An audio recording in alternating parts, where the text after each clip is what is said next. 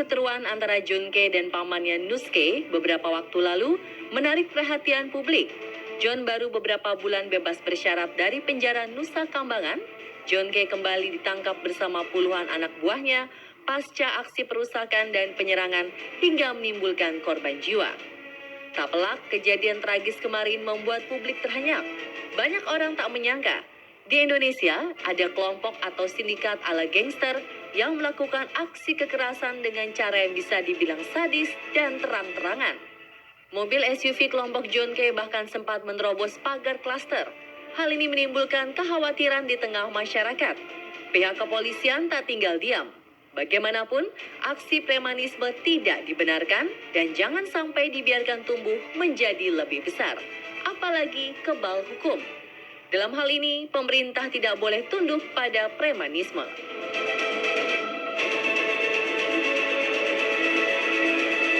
Di berbagai belahan negara di dunia, ada beberapa sindikat yang dikenal paling berbahaya dan sadis dalam melakukan aksinya. Selama ini kita pasti pernah mendengar nama Yakuza di Jepang. Lalu mana lagi sindikat yang dianggap paling sadis? Berikut rangkumannya versi on the spot.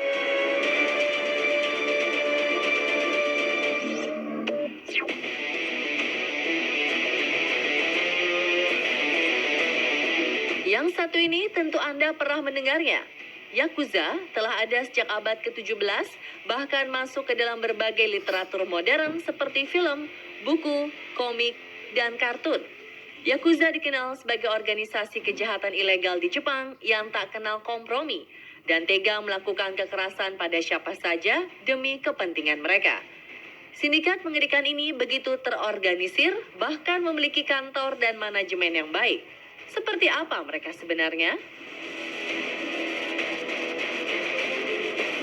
Salah satu ikon paling menonjol dari Yakuza adalah tubuh para anggota memiliki tato dengan bentuk yang rumit.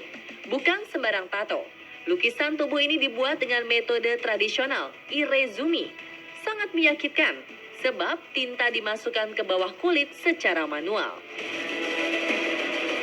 Tradisi lainnya yang tak lazim adalah pemotongan jari atau disebut yubitsume. Ini dilakukan untuk menebus kesalahan apabila gagal dalam bertugas. Untuk menyembunyikan identitas mereka sebagai Yakuza, biasanya mereka memesan sambungan jari tangan sintetis. Makin sering melakukan kesalahan, makin banyak bekas yubitsume atau pemotongan jari. Sekilas terlihat para anggota Yakuza hanya terdiri dari para pria. Namun ternyata ada juga anggota perempuannya. Beberapa di antaranya merupakan keturunan langsung bos Yakuza atau para istri dari bos Yakuza yang turut aktif dalam organisasi. Ada beberapa sindikat Yakuza terbesar dan paling disegani di Jepang, hingga terkenal di luar Jepang. Salah satu yang paling besar adalah Yamaguchi Gumi yang dibentuk pertama kali pada 1915 dan bermarkas di Kobe. Kelompok Yakuza ini mengatur 50% Yakuza di Jepang dengan lebih dari 55.000 anggota dan terdiri dari 850 klan. Shinobu Tsukasa alias Kenichi Shinoda menjadi Kumicho atau pemimpin ke-6 yang menjabat sejak 2005 hingga sekarang.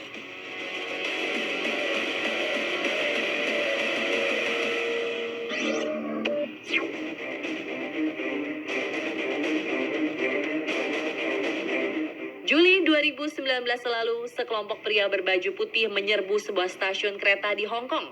Mereka menyerang orang-orang yang ikut demo protes RUU ekstradisi di Hong Kong.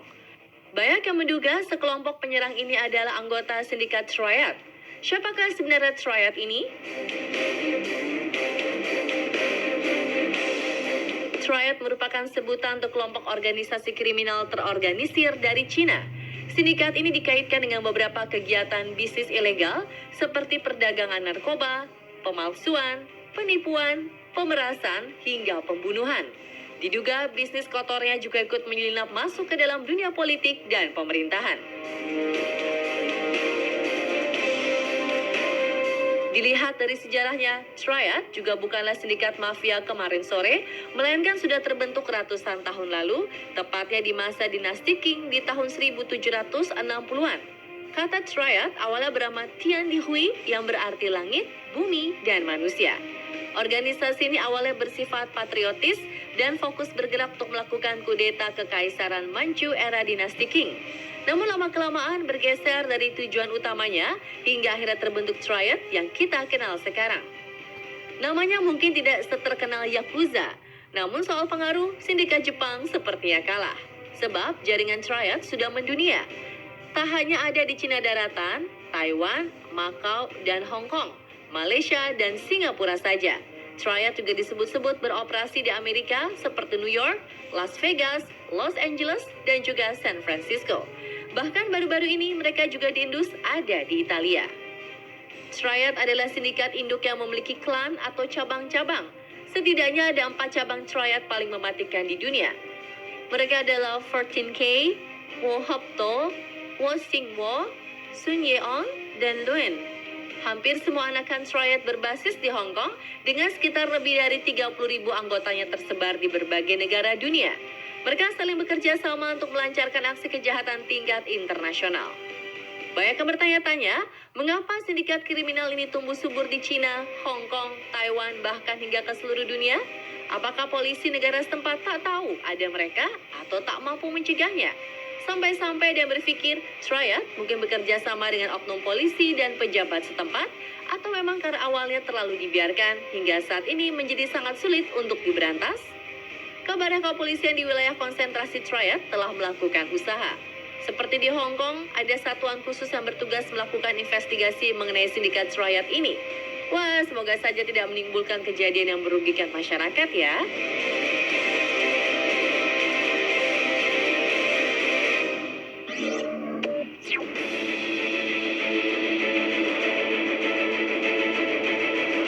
Sindikat paling sadis berikutnya adalah Jamaican British Yardies. Meski namanya Jamaika, secara geografis Yardies adalah sindikat mafia Inggris. Isinya adalah orang-orang Jamaika yang bermigrasi ke Inggris sejak era 1950-an. Mereka melakukan kejahatan terorganisir, seperti perdagangan narkoba dan obat-obatan terlarang lainnya, kasus penculikan, perdagangan gelap senjata api, dan kejahatan bersenjata. Berdasarkan data 2017, Inggris masih menjadi salah satu negara dengan jumlah imigran terbanyak di dunia. Sebagian di antaranya berasal dari negara-negara Afrika, termasuk Jamaika. Selain melakukan aksi bisnis kotor narkoba dan perdagangan senjata, sindikat Yardies di Inggris juga seolah ingin terlihat eksis. Mereka kerap tampil glamor dengan mengendarai mobil mewah, memamerkan perhiasan emas dan pakaian wah, sambil dengan cueknya melakukan aksi perampokan dan penembakan brutal. Berbagai peristiwa penembakan sadis pernah terjadi secara beruntun di tahun 90-an. Reputasi adalah segalanya bagi anggota sindikat Yardies. Bahkan apa yang mereka lakukan sempat ditiru oleh para pemuda Inggris keturunan Afrika yang tertarik pada kesan pemikat senjata yang glamor tapi sadis. Hal ini tentu saja mengkhawatirkan para orang tua. Di sisi lain, eksis tampil glamor dan brutal ini pula yang membuat sindikat Yardies kurang berkembang. Karena ego masing-masing jauh lebih kuat mengalahkan kepentingan kelompok. Juga tidak adanya kontrol pusat atau struktur persaudaraan membuat Yardies memiliki sedikit afiliasi atau loyalitas.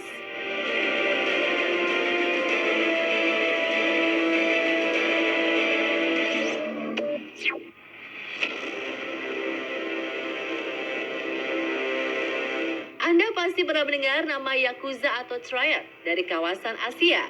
Tetapi sebagian pemirsa pasti baru kali ini mendengar nama Mungiki.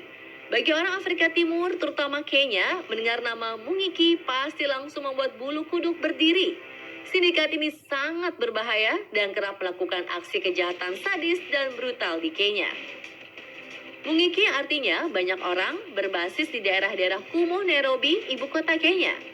Bisnis utama mereka lakukan pemerasan dan penyediaan jasa pembunuh bayaran. Mungiki menolak semua ide westernisasi dan memaksa pengikutnya untuk kembali ke nilai-nilai tradisional.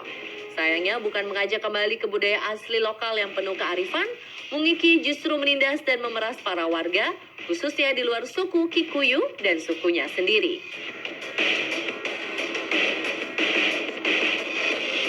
Sindikat Mungiki pertama kali muncul pada 1990-an saat pecahnya kerusuhan antar suku di Kenya.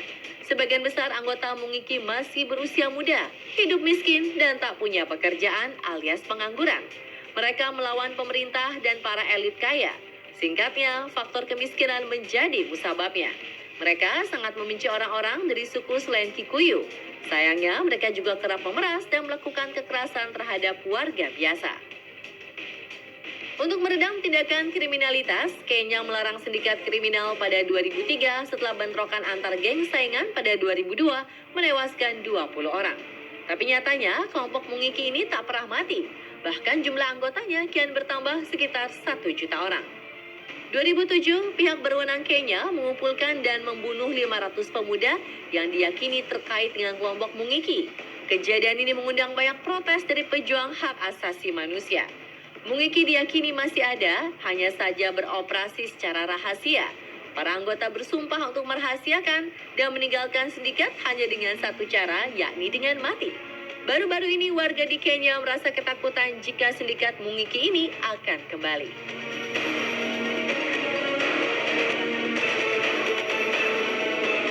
Selain sindikat yang disebutkan tadi, ada lagi sindikat yang dikenal paling sadis di dunia, yaitu sindikat mafia Rusia, Meksiko, Kolombia, Italia, dan Amerika.